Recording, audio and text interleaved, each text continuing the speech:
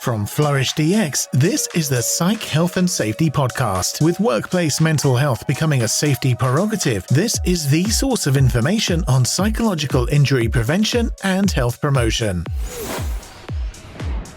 Hi, and welcome to the Psych Health and Safety Podcast. My name is Jason and I'm one of the hosts of the show. The aim of the podcast is to rapidly increase the knowledge and application of psychological health and safety in workplaces worldwide. To help with this, we have regular guests from around the world who are leading the way in this important area.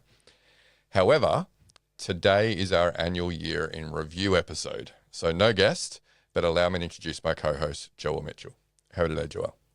I am looking forward to taking some time off after Christmas, Jason. I think everyone is. In fact, I'm actually not even waiting till Christmas. You're not, no. No, on the 15th, I'm away for 2 weeks. Yep.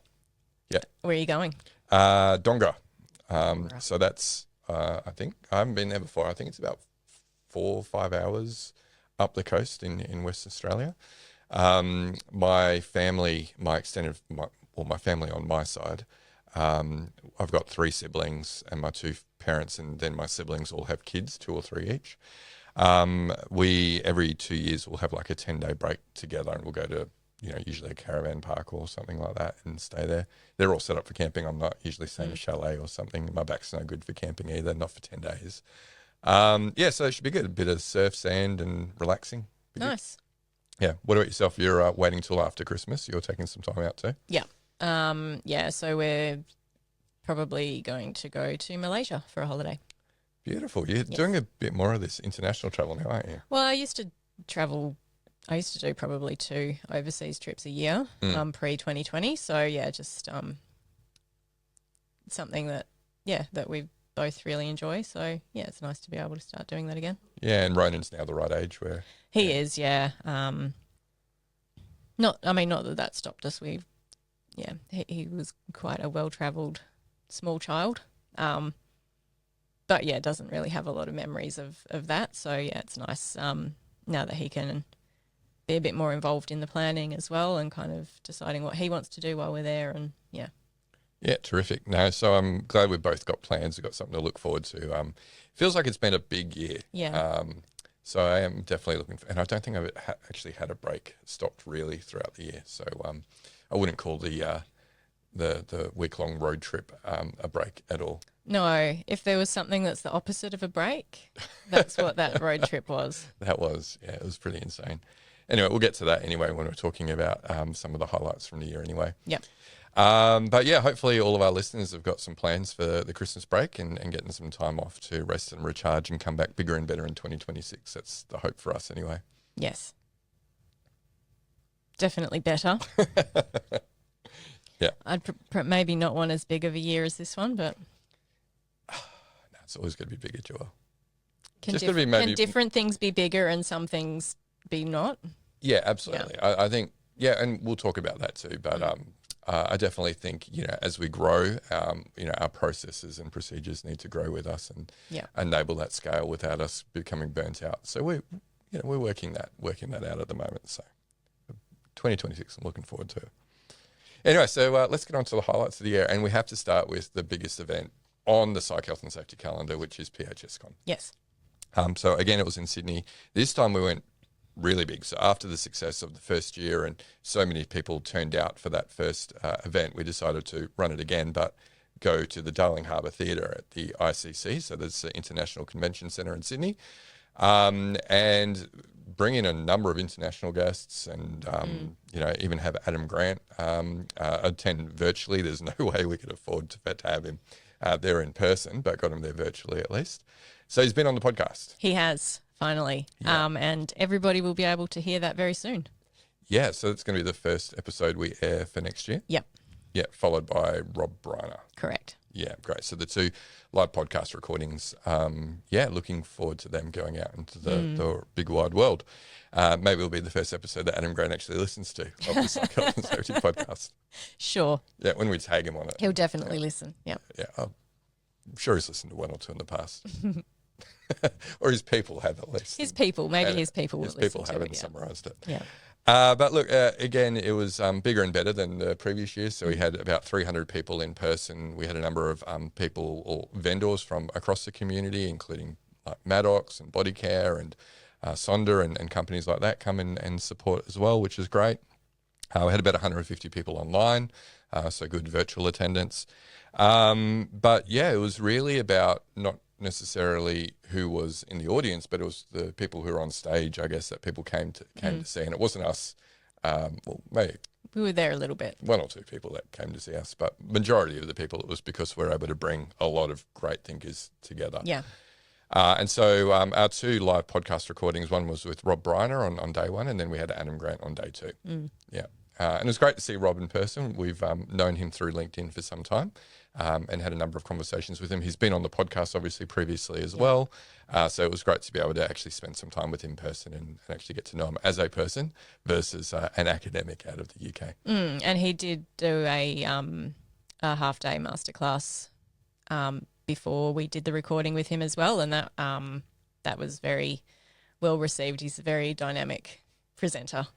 Yeah, I think pretty much our whole team attended, didn't they? Yeah. And even some of the other speakers came along, like David Daniels, Peter Kelly, even our chair, Liz Payne, came along. Yeah. So a lot of people wanted to get in on that session, and I believe I wasn't able to stick around, unfortunately, but I believe it was quite interactive. Very interactive, yeah. Yeah, and you can't really run a workshop with Peter Kelly in the back row and not have it interactive, I'd imagine. I mean, I think that Peter probably didn't have as much opportunity to pipe up as he would have liked because there was so much other stuff going on. Yeah. Sorry, Pete. Maybe next time. I remember, though, the Adam Grant one was pretty stressful, obviously. Yeah. We did a lot of promotion around Adam Grant being on the at the conference, presenting and doing a live podcast recording with us. I mean, he was, from when we started this podcast back in 2021, one of the dream people that we wanted to have on. Yeah. So we finally were having him. We manifested it. We made it happen. We made a vision board and there it happened. Yeah. So if you can dream it, you can achieve it. Definitely some other things went into that as well. Yes, absolutely. But a lot of people don't know behind the scenes, it was probably the most stressful morning or hour or so of my life. So we had asked the AV people from the conference facility to make sure they stuck around after day 1 because we had a virtual person joining us. It was a big deal. Let's make sure all the AV's working. And by the time I got there just after 5 o'clock, they'd all vanished. And so there was no testing the night before, so we had to sort it out the next morning. I got in there at 8 o'clock. It was supposed to be a 9 o'clock kickoff for the day. And, we got attached to the AV equipment to do a bit of a test. And then, by the time it was all done, it was maybe 8:20, 8:30, and there was just a really bad echo, really, really bad, to the point there was no way it was going to work. And so there was a lot of, hurried moving around, trying to find alternative solutions to make it work, try and fault find. And it was just nothing happening. And probably about 10 to 9, I had Adam Grant's speaker representative reach out to me, call up, going, "Hey, what's going on? Adam's waiting." And I'm like, we're working through it. Tell him to hold on. And she probably called me about another 3 times in the next 20, 30 minutes as we started to work through. The person from the ICC who was the concierge, or like the, what do you call them, the usher, head usher, she was asking, "Hey, we're opening the doors still at 10 to 9 to bring people in?" I'm like, "No, we still haven't got this AV working." She, again, 9 o'clock, "Hey, it's supposed to be started already." And like, can we just hold the doors for another 10 minutes while we sort this out? We quickly made a change of technology from StreamYard to Zoom, and then we kicked off, and I got Liz to pad a little bit of time there at the beginning while we got it on. We had a quick hello to Adam Grant in the back room, and then we had to get on the stage and do it. So very, very stressful. And then we had to get on the stage and pretend like nothing had happened. That's and just have a right. conversation. Just be breezy and delightful. Yeah, and if that was the end of it, that'd be great. But then it was very difficult to actually hear Adam. There was no fallback speakers. Yeah. So for people who were there in the audience, they could hear Adam very well, and I believe they could hear us just fine as well. I believe Adam could hear us okay, but we were hearing the sound that was coming from the speakers that were facing the audience, so facing away from us. So it was kind of going out into the audience and then bouncing back to us. So Yeah. Yep. So hardly smooth at all. I believe for the most part, no one really saw any. Obviously, they saw there was a bit of a delay to the start of the day, but beyond that, I don't think they really picked up on any of the other issues. So No, certainly when I mentioned it to some people, they had said, oh yeah, no, you wouldn't have known. yeah. So, I mean, the listeners will find out, right? So it's going to air as a podcast episode in the February. Yeah, first week of Feb. First week of Feb. It will be available as our first new episode of the year. So you'll be able to make your own judgment. But now you know the backstory of what was going on. And so if we do sound a bit rubbish, you know why. Now, the kind women at TELUS, so TELUS had also been one of the partners for the conference and had a couple of nurses there on hand to do some blood pressure testing and that sort of thing. And they said, oh, look, would you like to do it? I'm like, look, it's been quite a stressful morning. And they convinced me to do it anyway. It was quite high to the point they were concerned and they didn't want to leave that day until they'd reassessed it to make sure it would come down. Well, because they were worried you were going to have a stroke, weren't they? Yeah, it was, look, I've heard from other extreme, people. yeah. They were overly worried. It was definitely not a normal, typical day for me. No. And so it wasn't really reflective of my normal blood pressure. Yeah. And it did come down quite substantially by the end of the day. Yeah. So, but also, without a baseline. correct. Yeah. So I survived and it hasn't deterred me from wanting to do PHS Con again. So we'll definitely do it again. But this time, are you doing it with a road show with was it 3 events? Oh, hell no. Yeah.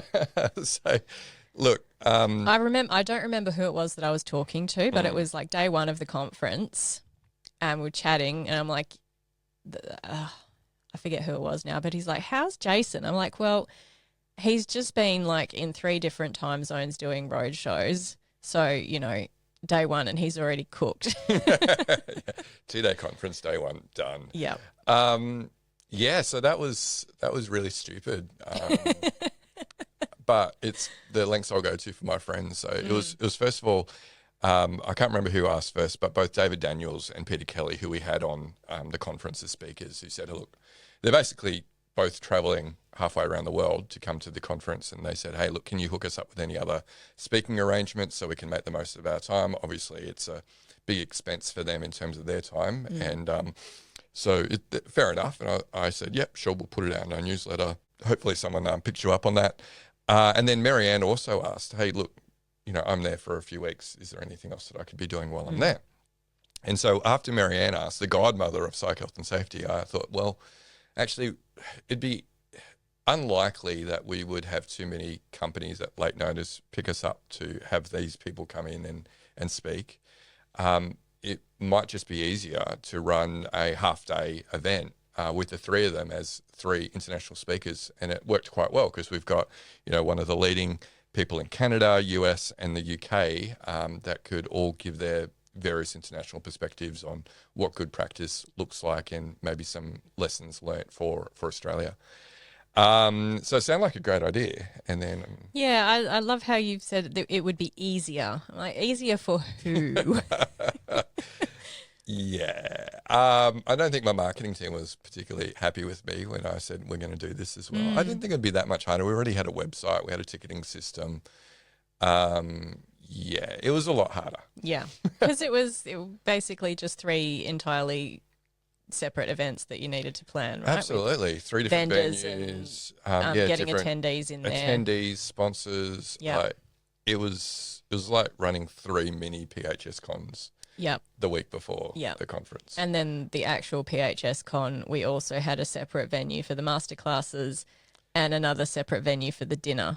So it was a lot of organising. Yeah. And we had 2 other people on the marketing sales team that were supporting the conference that both, for various reasons, left the company 3 months out from the conference. So the support I thought I had for all these extra things evaporated. Yeah. So a lot of it fell on...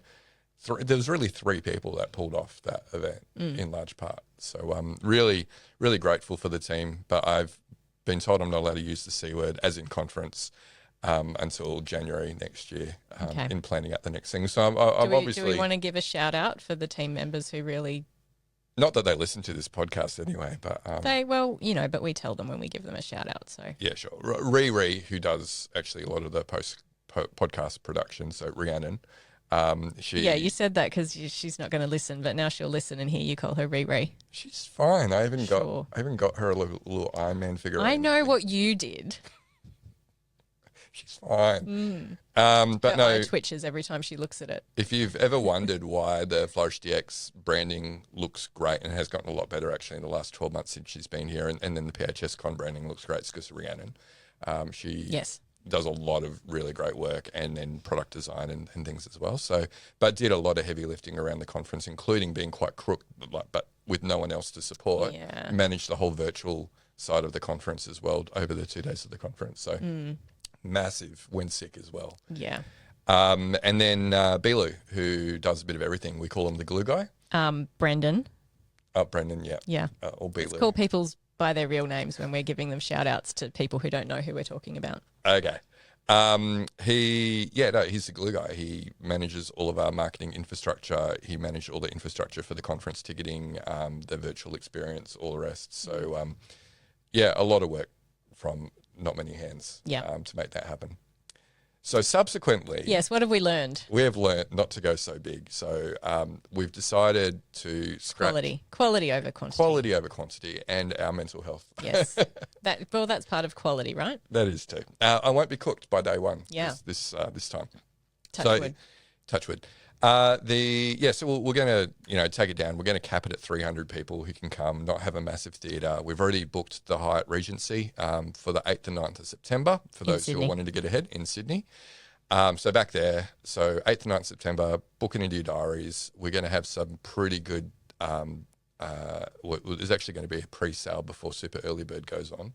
Ooh. So ticket prices are going to be very cheap from end of January when they go on sale, for people who've already signed up for the playbook and part of that community. So we're going to talk a little bit about the playbook in a moment, but there's a way to get some very good ticket prices before they go on sale officially. But we're not going to have any masterclasses beforehand. We're not going to have a roadshow before or after. It's just going to be the 2 days and the dinner, and it's all going to be at the same venue. Yep. So we're really going to strip it back. Because we're not having the pre-conference masterclasses, what we've decided to do is, and now we've got this thing called the playbook that we'll talk about, we're going to have one of the sessions dedicated to practical activities and more workshopy type things that we'll be able to do around tables where people are sitting in the conference venue. Cool. So, because I've always said, if you want the practical, applied, hands-on stuff, we've got the pre-conference masterclasses for that. We've done that both years. But now, because we're not going to have that next year, we'll actually inject that into the conference programming. Okay. Well, it'll be interesting to see how people respond to that. Yes, and I've already got people like Heather and Libby thinking about, what are some practical activities. We'll get them to run that so that we can have the time off, right? Yeah. Just walk around. I think that would be nice, yeah. Yeah, they're quite competent. They are. Yeah, so they can facilitate that part. They sure can. Yeah. Yep. They can facilitate the hell out of that. So that should be good. And we've already locked in our 2 live podcast recording. We've got a new chair. So Liz Payne's done a great job the first two years, and this person's got big shoes to fill, but they will do very well. And they've also got a book that will be available too. So we'll continue the theme of giving away a book from one of the people who are at the conference. This time it will be the chair who will have her own book, and we'll do a book signing at the event. Yep. Cool. So there's a bit of planning, but I can't say the C word around the office because the marketing team will have a meltdown. Do you want me to say it? No. I didn't promise not to say it. It's all right. So I'm doing some planning in the background. Once the agenda's set, that's the hard bit. Conferences are easy. Conferences are easy. Put it on your tombstone. Yeah, I should. Famous last words. In fact, I can see the doors open from our podcast studio. Hopefully they're not listening in. Brendan's in the fetal position under his desk. Yeah. But yeah, the roadshow was as much as it was draining, it was fun. Spending a whole week with Marianne, David and Peter. I'd spent a fair bit of time with Peter previously, including sharing a 2-bedroom apartment with him in King's Cross in the UK before. But yeah, it was great. Like Marianne and David, fantastic. And we got to go to some nice restaurants and, share some experiences together, which was terrific. And sometimes I just had to let them just nerd out on psych health and safety. So they didn't want to talk about anything else, favourite movies, sports. No. What a bunch of nerds. Nerds. But great people. And really, we're really fortunate to have them as friends. And they're always welcome to come along to the conference and Absolutely hopefully continue to do so. Before we move on to the next thing, any highlights from you from the conference? You had to manage a lot of stuff. It was in your chaos team. for me as well, right? Like, so we're talking about the behind the scenes chaos before the Adam Grant stuff. So yeah, I had so one of my team members wasn't able to come due to some last minute stuff happening in the family. So that was kind of day before it started. We found out about that she wasn't able to come. And then we had somebody break their leg on the stairs in the auditorium. That was day one as well. Went and spent quite a bit of time in the first aid room waiting for the ambulance to come to take her to the hospital. And then another team member had some fairly intense family stuff happen and also had to leave sort of end of day one.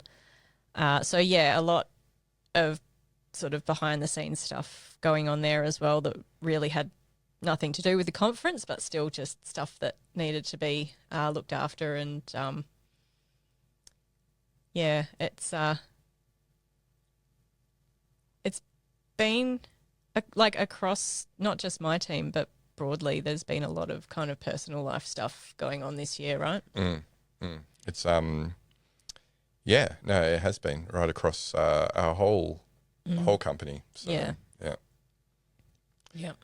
So hopefully 2026 is less eventful. Yes, eventful. If we could just have a conference without unnecessary chaos, that'd be swell. And I'm sure that my team would like to not be injured and having personal life stuff impacting them as well. Yeah, well, that team member did break our previous held record of 0 workplace incidents or injuries.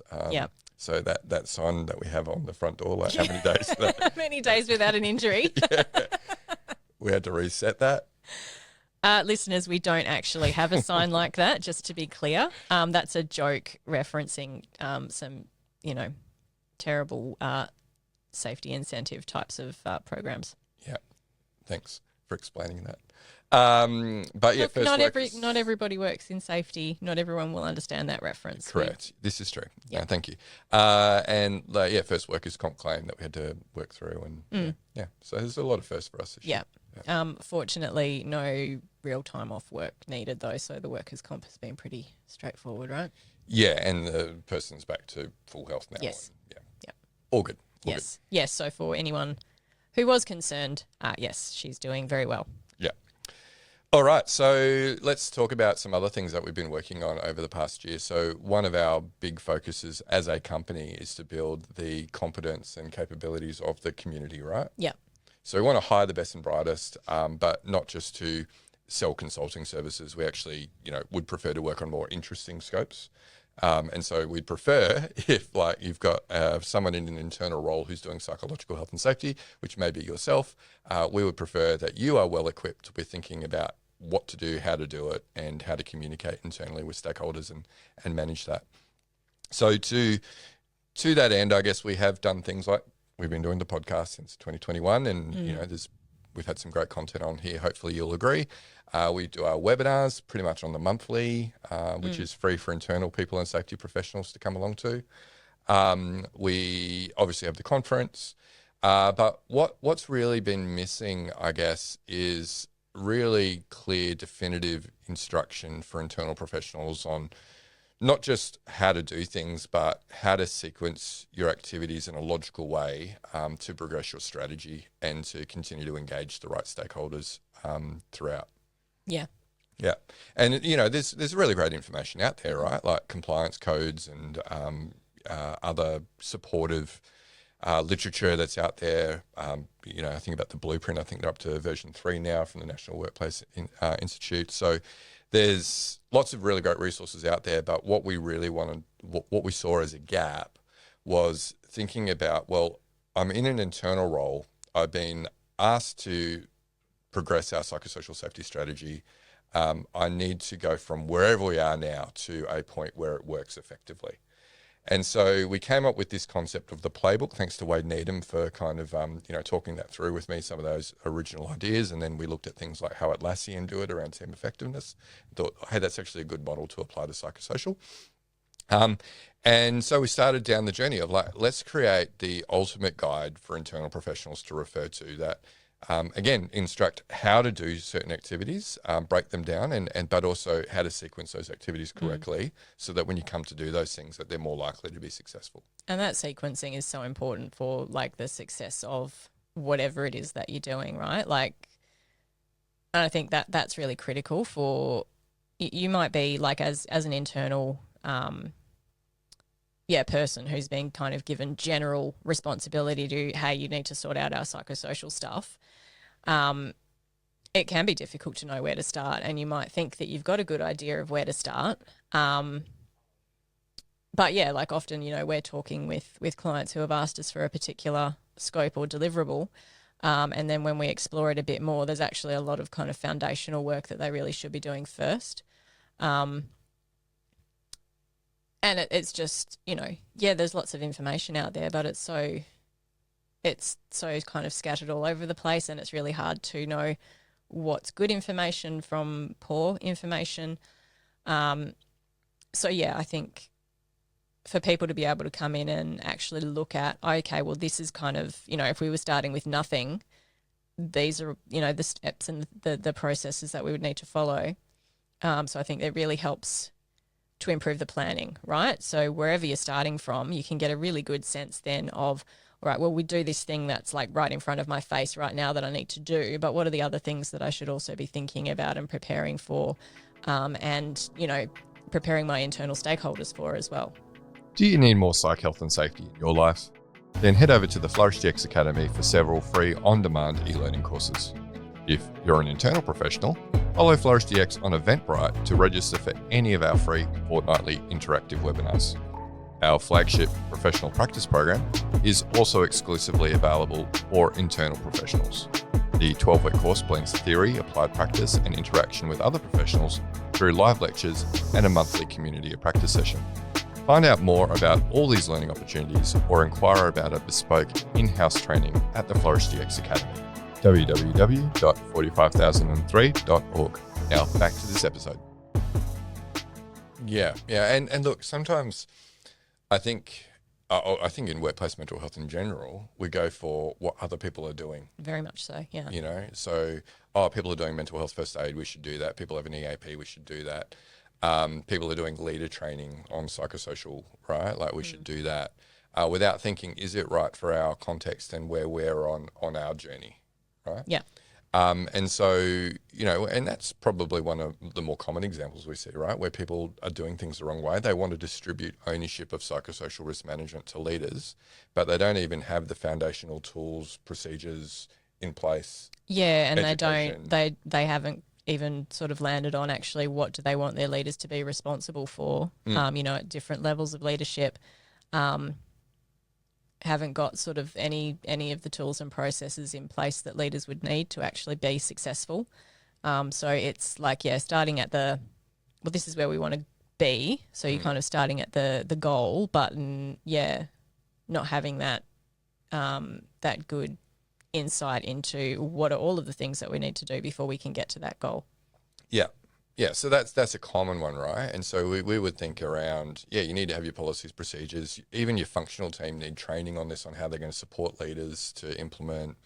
You need to think about, well, if we want them to do certain things, they might need tools, escalation pathways, all the rest. And just some basic knowledge and awareness of psychosocial hazards nobody's asking you to be a psychologist. Just basic training is often missing before the more complex stuff. And the other one, it would be things like psychosocial risk assessment surveys, doing that across a broad section of employees, and the employees don't even know what a psychosocial hazard is. So how are you supposed to have good consultation with workers unless you've done some baseline literacy building with them and understand how it fits within the business priorities and objectives? So, so there's clearly a need for sequencing and structuring your strategy and thinking about what's the logical kind of steps to take in what order. But what we also find is a lot of clients will stagnate. They'll go, we need to do this activity, and it's like, let's scope it out, let's deliver it, and then it's like, what a relief, we did it. Yeah. And then they start thinking about, okay, what's next? Or we're not ready for what's next. We just want to take a break for 6 months, and then we'll think about what's next. And then in that 6 months, they lose all momentum in the business. It's off people's radars, and then it's so hard to get started again. Yeah. So, and then the other bit that we're trying to solve is measuring impact. Rather than having a 3-year strategy and measuring at baseline and then measuring at the end of 3 years and going to your stakeholders, hey, look what impact we had, or finding out you had no impact and going, okay, now for a new strategy. It's, well, no, every activity that you do in your strategy should have some way of measuring impact. So you might not be able to demonstrate following a risk assessment survey, for example, improvements in mental health outcomes or reduction in, say, lag measures like psych injuries. But you would be able to show participation, confidence in process, leadership engagement. There's a lot of other things that you could look at in regards to this had some level of impact, and we can see how that kind of builds to the next thing. Yeah.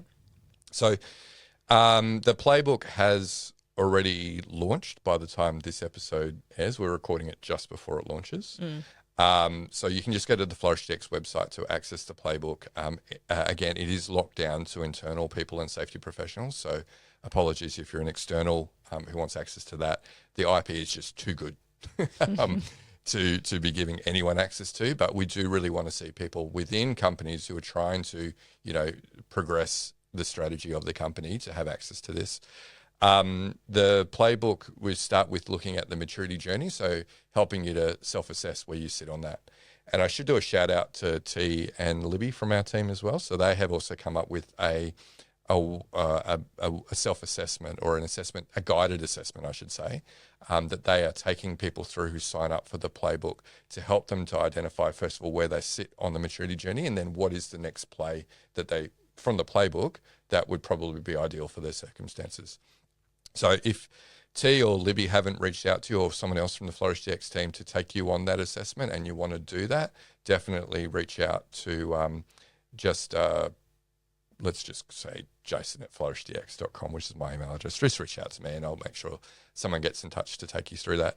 Because what we want to do is to help you work out where you are, and then, what is the best place for you to be working on at that point. The maturity journey is an interesting thing as well. That's what really underpins the whole playbook. So what we had to do when starting with the playbook is to go, well, what does excellent look like? What does 100% of psychosocial safety look like? And really we define that in terms of things like it's embedded, it's leader-led, there's good data and governance, there is regular assurance to stakeholders of what's going on. And it feels very much almost effortless. The flywheel's going. This is just working. It's business as usual, rather than being a set of activities that is run by a project team. Would you add anything to that? I would add that that's a theoretical state based on our current data. Yeah, and look, none of our clients, I think, or us are at that stage yet, no. Right? But that's where we want to be. I mean, if you think about, say, a quality management system, for example, it's not a set of procedures and policies that sit in a folder somewhere on your intranet. It's really built into how you operate. You're not going to have a psychologically healthy and safe workplace if it's a set of policies, again, sitting on your intranet. It's how you operate as a business, right? Yeah. And that needs to happen just because that's the way things are around here, rather than someone continuing whipping leaders going, you must do better, right? Yeah, and that's it, right? That it does actually need to be baked into all, the systems that we use for any type of people management, and that should really start at, within the recruitment processes, right through the employee life cycle. So yes, leaders have a role, but we also need to be making sure that the systems of work that we're using are created in ways that actually don't create risk for workers when those workers need to engage in those processes. Yeah, correct. So that's we define excellence, and then we have your 5 stages of maturity from basically absent systems and processes to that state, and there's levels in between. But the first step is to really assess where you sit on that. The next step is to then choose plays that fit where you sit on your journey, and then you execute the play. And all the plays have quite detailed instructions. A lot of them have, or I think every one of them has a downloadable resource, or a few even in some instances, to help you with different elements of that activity as well. Yeah, and I think really importantly there, all of those plays are written to enable somebody to be able to do those by themselves, right? So, yes, if you want support or assistance from us, we can certainly help you with that. But the goal is to really have you be able to be self-sufficient and kind of step through those plays. Yeah, I actually see it a lot like a mobile game where you can just grind your way through it, right? But if you want to get ahead quickly, there is a pay for... You can buy some boosters. You can buy some boosters and get some progress quickly. I mean, I think about, foundational training. We can now turn around projects in 2 weeks. So even though we'll give instructions on, hey, these are your key learning objectives that you should have, and these are the different ways you could deliver this training and track how the training is being received, you just pay us $5,000 and we'll take that away from you. So So most of the things, or if not all of the things, are things that you could do on your own, but there are some cheat codes, if you like, pay to play kind of things.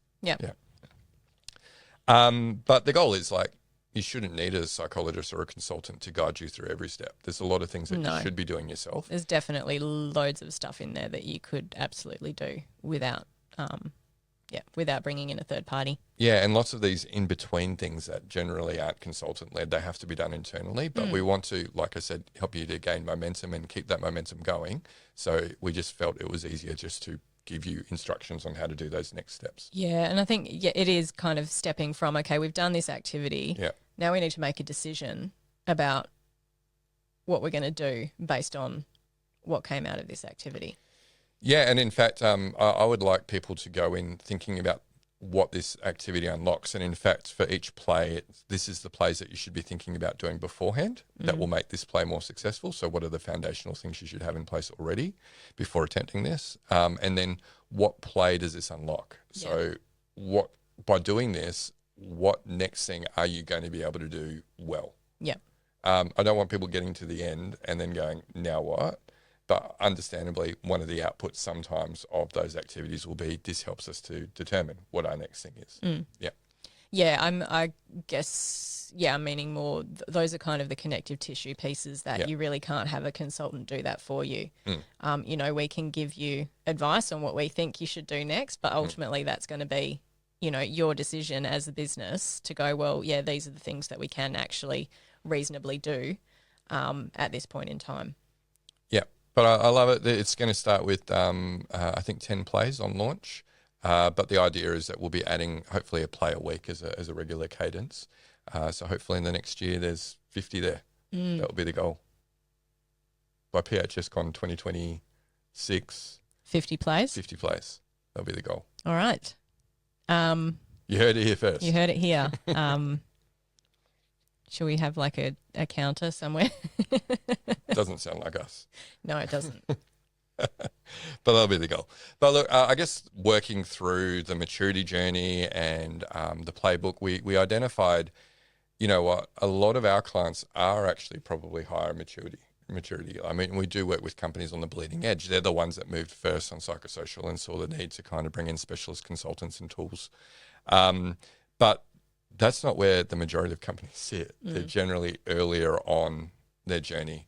And so we were thinking about that and working about how do we help them to solve some of those challenges quickly and affordably, which led us to think about different types of products that we could develop. And there's a whole list of things that we want to develop, but the first two we decided to work on was an e-learning program for psychosocial safety foundations for workers, leaders, or functional team members.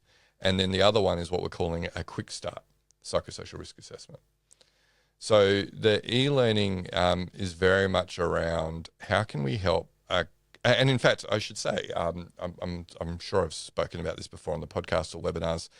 I should just create a foundational e-learning program for all employees that could be on a SCORM file that we just give to our clients and they can use, just to provide that foundational education that they need around what is the terminology that we're talking about here, how do psychosocial hazards cause harm, what are the legal obligations, what are your responsibilities either as a leader or an employee.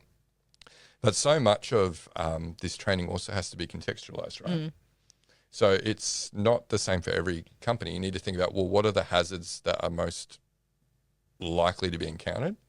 And what does that look like in my role? What does the company provide in terms of policies, procedures? How would they expect me to escalate these concerns if I've got them? And so, just coming up with a generic off-the-shelf training package, it just did not seem like a good use of people's time for the end users who are actually consuming that training. So instead, we came up with a way using technology, funnily enough, to come up with a way to customize that training to clients, deliver it as a SCORM package, because that's the preference that most companies have, to have on their own LMS so they can track it themselves. And that's what I was alluding to earlier. These are things now that we can turn around for 5K in generally 2 or 3 weeks. Yeah, and so that the big strength there is that clients can actually go in and sort of customize the scripts so that they are actually reflecting their internal kind of processes, escalation pathways, those types of things. But also, I guess, some of that context and framing and, reference to their values and who they are as a business and that kind of thing as well. Yep, and look, it's primarily video content with quiz questions throughout, so it is really engaging. It's not just reading PowerPoints and that sort of thing. I would say the production quality is very good. Back in the day before this technology existed, we were probably charging 20 or 30K for similar programs, that level of customization. So, really happy now that we've been able to get it to a point where it's just a no-brainer for companies who haven't done that step yet of educating people or on that basic terminology, their obligations and the company policies and procedures. Yeah. And really, that's foundational stuff that should be done very on in every client's journey, particularly before you start going into consultation with staff and trying to build leadership capability and that sort of thing. The other thing is the quick start risk assessment. I guess, people know Flourish DX largely for our risk assessment tool. And, that's one of the elements on our platform, which also includes action planning and hazard reporting and e-learning and that sort of thing as well. But what we found, I guess, over the last year or two is it's becoming increasingly difficult for clients to procure software, no matter how good it is. Yeah. Like, software procurement is very difficult, and even some very motivated companies would take 3-6 months plus to procure. Yeah, and for some businesses we're looking at kind of 12 months plus. Yes, we've had some of those clients as well, and so we had to think about, well, that really doesn't create a lot of flywheel type momentum, does it? It's, if you get stuck in procurement for that long, there's a lot of unmanaged risks that's going on in the organisation that you don't know about. It doesn't allow you to take next steps quickly. So what's a quicker way to deploy that? And so we came up with a process which is actually a consultant-led project rather than a technology subscription. We do a couple of stakeholder briefings up front. There's a little bit of education built in there and consultation at the exec level usually, and then usually employee representatives is the other stakeholder group. It is a legal obligation to include HSRs in every stage of your consultation process if you have HSRs. We then basically suggest for your industry and for your types of roles in your company, these are the hazards that you should include in your risk assessment. So we give suggestions. So rather than choosing from 100 items that we've got available, it's, these are the ones that you should have. So that saves a lot of time. We have comms templates ready to go. So they're just a little bit of modification, then they can go out. The survey is customized with demographics as well. So the slicing and dicing of data can be done. It's deployed, usually kept open for only a week or two.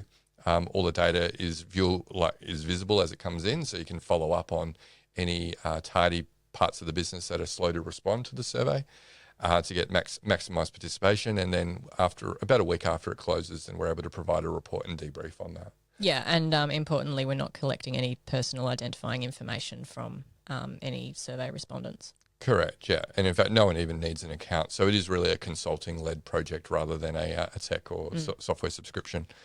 But just as an indication, I mean, we only launched this thing in October, this new product, the Quick Start, and we've had our first state government department in Victoria that have gone through the process. Yeah. Basically, it took them less than a week to procure. So procurement was very quick, which was good, tick one. We were able to do the kickoff the following week. The week after that, we were briefing their exec and so on. In the background, they'd already started their comms and engagement plan and started to execute that. So a week after the exec and employee representatives briefings that our team did for them, the survey was deployed. And then within 2 weeks, I believe, they had 83% response rate too, which was fantastic across almost 500 people. Yeah. So yeah, they were obviously delighted with that. It was pretty much 3 weeks from project kickoff to having data insights, and then obviously the report turned around to them.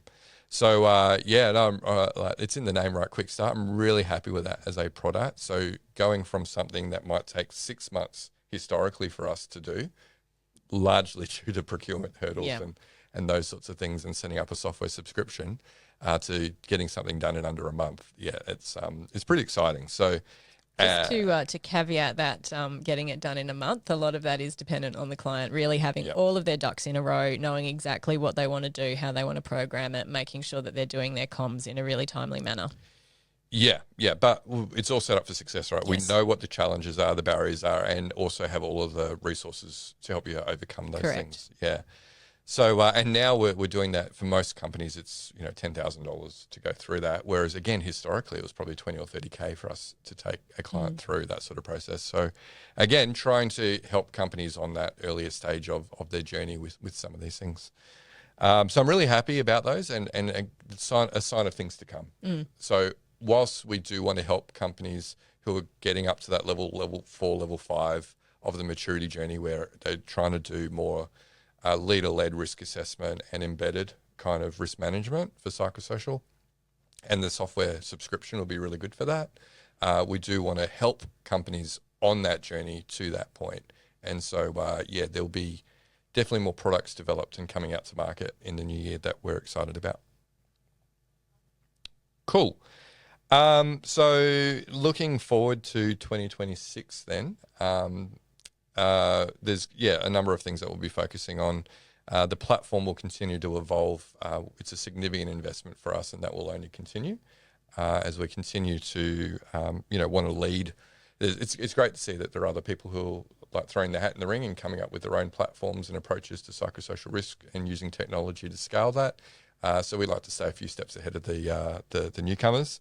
We're really interested, I guess, in the platform is not meant to be a health and safety platform. It's not meant to be a HR platform. It's really there as a workplace mental health platform. Okay, so the goal is we want to improve mental health outcomes in the workplace, which will obviously have flow-on effects to productivity and generate a return on investment for organisations who participate. Really, what we're looking at though is looking at workplace mental health through a systems lens. Yes. So it's really an organisational psychology approach to workplace mental health versus, I guess, more of the individual centric lens. Yeah. So it's not about behaviour change at an individual level. It's thinking about how do we design good work that's good for people, and get really rigorous, I guess, in terms of how we diagnose, which interventions we select, and how we measure the effectiveness of those interventions so we can continuously improve and iterate. Yeah. It's very much, recognising work as a determinant of health. Exactly, right. And we don't want companies out there to be reliant on expensive organisational psychology consultants to progress. Ultimately, we'd like to put that knowledge and thinking in their pockets. And so, the platform will continue to evolve to support that. The other thing I know, particularly Heather and Libby and your team are really interested in, is thinking about an investigations framework for psychosocial complaints and investigations. Yeah. So I guess what we can sort of see from existing investigations framework type products that are out in market is that they're very much designed for like safety incident types of investigations, and they just don't translate well when we're looking at investigating psychosocial events or incidents. And certainly not without a good level of expertise about psychosocial matters where you would, potentially be able to kind of wrangle it into something that worked.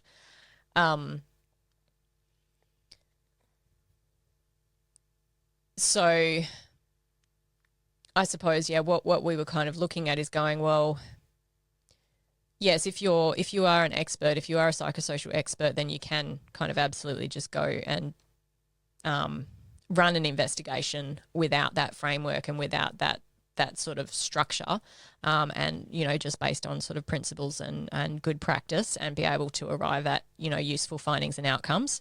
But again, what we're really wanting to do there is say to businesses, well, here's a tool that you can actually use. Here's a structure and a framework that you can follow that's going to step you through that process of investigating that psychosocial matter, and help you to get to a point where you can understand what are the causal factors within the business that are contributing to that. So really clearly there, we're not looking at creating a tool that can take you to a point of substantiating a complaint. That's not what we're trying to do here.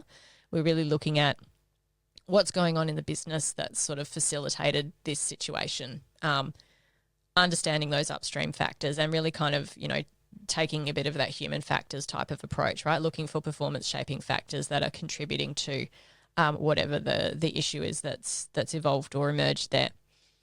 So I guess the goal is to have that type of a tool. So, similar to an ICAM or a Taproot or, whatever other of those types of named investigation processes that you may be familiar with, but having one that is really fit for purpose for using to investigate psychosocial concerns. Yeah, and that, we've been delivering investigations training for some time, including the public course that Heather and Libby run. But yeah, I think a lot of people still would just like to be able to follow a framework. Yep. So yeah, I know there's a lot of interest, and I'm having to just help Heather and Libby prioritize, because they both have very strong work ethics and would like continue to do their whole client load and do this as well. So it's about reining them in a little bit. But definitely, I guess, just to flag, it is something that's definitely on our mind. There's definitely appetite internally to do that. And maybe for any listeners who have identified themselves that the current frameworks for investigation aren't really translating well to psychosocial, and you'd like some support on that, that might give us enough impetus if you could reach out and say, we'd like the sound of that, to develop that with you. Yep. There's nothing like a request to help us with priorities. Absolutely. But I'm looking forward to 2026. We'll. I think in the next 3 to 6 months, we'll have those uplifts in our internal processes. We'll be a well-oiled machine, I feel, across all of our different divisions at that point. I look forward to that. You're a part of that, so have to help execute that. But yeah, looking forward to that, and looking forward to working with many new clients in the new year at all levels of their maturity, and not just those ones at the top higher end that we've kind of become accustomed to. Yep. Yeah. All right. Well, that's pretty much what I wanted to discuss for the day. Anything else? No announcements from you, Joelle? No announcements. No proclamations? No. Okay. So this is our last episode for the year, and then we go on to how many Christmas replay episodes? 3. So we've got we're doing the replay from don't tell them. Not sell. Why did you make me look and see what they were then? I didn't want you to. I didn't ask you to tell me what they were or check who they were. I just want to know how many. The number. Okay, 3. 3. It's always a secret. It's a big reveal. Remember, okay. Like who is going to make it to the Christmas list? Okay. Yes, the thing that's on everyone's minds. I know, and look, ordinarily we'd have about 4, 5, 6 Christmas episodes, but now we're down to a fortnightly cadence for the podcast. We've only got the 3. Yep. So 3, which are really the best of the best throughout the year. If you make the top 3, if you were a guest, it's a massive achievement. Boy. It should be like, we should give them like a YouTube plaque or something like that. Like, you made it to the Christmas list. Just to make all of our other guests feel bad about themselves. Yeah, it's not a competition, but there are winners. Yeah. If that works. No. No, okay. Everyone's a winner. If you've come on the Psych, Health and Safety podcast, you are seriously winning. Oh, wow. You're already in the top. You're already in the 0.0001% of the world's population. That's it. Yep. Yeah. You should feel good about yourself. You should feel very, very good about yourself and want to do it again. Yes. Yeah. We are very grateful to our guests who do give us their time and energy and, Expertise. Yeah. So we wouldn't have a podcast without them. Oh, we would, but it'd be a hell of a lot more work because we'd have to come up with all the content ourselves. Yeah, I don't think that we actually would. It's too much work. Nobody would want to just tune in and listen to us talking rubbish to each other every week. And if they did, you probably wouldn't want to meet those people in a dark alley. I don't know that I'd want to meet any strangers in a dark alley, Jason. Yeah, that's true. Thank you to our listeners, but amazing thanks and gratefulness go to our guests. Yes. Who've contributed to all of these episodes over the past year. And we will continue to bring you some in the new year. So that will be our 5th year. This is our 4th year. Yes, that'll be my 5-year anniversary of working with you, Jason. I know. And we will have to celebrate. Yes. No commiserations. No. So, yeah. Celebrations. Yes. Yep. So we'll be back. We're looking forward to it then. So we're hoping that everyone in the meantime has a really great holiday period, has some time with family and friends and some time to rest and recuperate before what's going to be a very fun and enjoyable 2026. I'm putting it out there. Here. Manifesting it. Yes, manifesting. So remember, listeners, we do record these over video. So if you would like to watch the video, you probably don't want to watch this episode again, but you can watch the episodes on YouTube on the Flourish DX channel. We also take some of these snippets and put them on the Flourish DX LinkedIn page, so make sure you join in and watch those along there. And if you want to continue the conversation or want to reach out about what you're doing in 2026 and if you need some help, or if you want to try to access the playbook and choose the right plays, do reach out to us as well. We're on LinkedIn way too much. You'll find us quite easily. Or if you've been doing some work that you're really proud of and you'd like to come on the podcast and tell us about it. Yeah, call out for future guests. Yes. Thank you all, and best wishes for the season to come, and we will see you in the new year. You've been listening to the Psych, Health and Safety podcast. To stay up to date with the latest on psychological injury prevention, follow Flourish DX on LinkedIn and subscribe to the Psych, Health and Safety podcast at www.psychhealthandsafety.com.